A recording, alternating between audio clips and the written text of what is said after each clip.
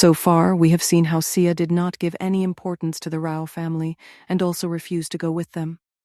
When the Rao family asked for a reason, Siya gave them a strong reply that left everyone speechless. After finishing her statement, Siya orders the guards standing there to escort the Rao family out and goes to her room. Meanwhile, Manav, looking at the guards, says, "Did you all not hear what your madam ordered you to do?" As soon as he said this, the guards immediately began to lead the Rao family towards the gate. The Rao family did not want to leave, but after such humiliation and in the face of Manav's power, they thought it best to leave rather than waste time. However, as they were leaving, Avinash Rao made one last attempt to force Sham to come by mentioning grandfather's health, which Siya had not allowed to happen. But this thought had settled somewhere in his heart, and he felt bad hearing about it. Manav understood this too, which is why he quickly headed towards her room. When he reached the room, he could not see Siya anywhere. Then his gaze fell on the open window of the balcony. Without wasting much time, he went over to it, where Siya was gripping the railing tightly with both hands, looking up at the sky. Her eyes were red, and a lot of emotions were clearly visible in her eyes, which she had controlled below. Manav approached Siya and suddenly pulled her towards him, hugging her. At first, Siya tried to distance herself from him, but against Manav's strength, her efforts were futile. After a little while of trying, she gave up and hugged him back, slowly starting to sob. Seeing this, Manav picked her up in his arms and sat down on the sofa there. Siya was still in his lap, hiding her face in her neck and sobbing. Manav gently stroked her head and said, "Why are there tears in your eyes today? Do you want to go to them? If that's the case, you should go. I won't stop you, but stop crying. I hate him so much, and whenever I see this, you know how angry I get?" Hearing Manav's words, Siya slowly calmed down and began to take deep breaths to control her emotions, because she knew very well that if Manav got angry, it would be very difficult to calm him down. Then, still holding him, she said, "These tears are not because of them. They are for grandfather, because he was the only one there who wholeheartedly considered me his family, his granddaughter, and loved me a lot. And today, when I heard about his condition, I truly felt very sad. I know I am somehow responsible for his condition."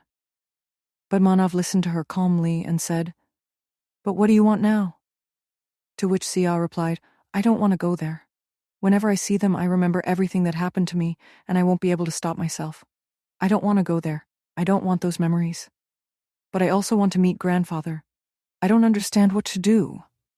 Then looking into his eyes, she said, "Grumpy, you are such a big businessman, right? You have solved many big problems.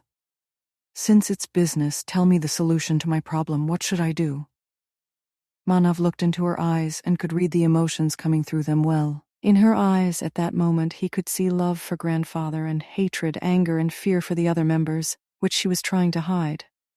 Manav thought for a moment and said, "I think you should go to meet grandfather. If you do that, maybe his health will improve. As you said, he was very good to you, so there's no need for you to create distance from him."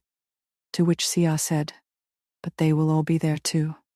Manav looked into her eyes and said, "Answer my question. Did you do anything wrong?" To which Siya shook her head in denial.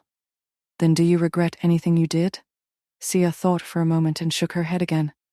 "So then what is this fear about?"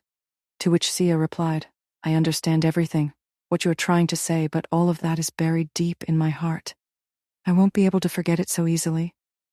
At this, Manav took her face in his hands and said to Siya, "Always remember one thing, this is your life. No one has a right over it. Do what you want. Go where you want to go. I will never stop you, but I will always be with you. You don't need to be afraid. When you are scared, you will find me close. When you fall, you will find me by your side. When you lose, you will find me with you. So forget all your fears and do what your heart desires. Because when you listen to it, everything will be all right. I am going to the office now. You freshen up, think about breakfast. When I come back, I want your answer. And it's not like anyone will force you for this or put pressure on you. You take the decision you want." Saying this, he looked into her eyes one last time, gently set her down on the sofa, and left for the office. I am going to the office now. You freshen up, think about breakfast. When I come back, I want your answer. And it's not like anyone will force you for this or put pressure on you. You take the decision you want."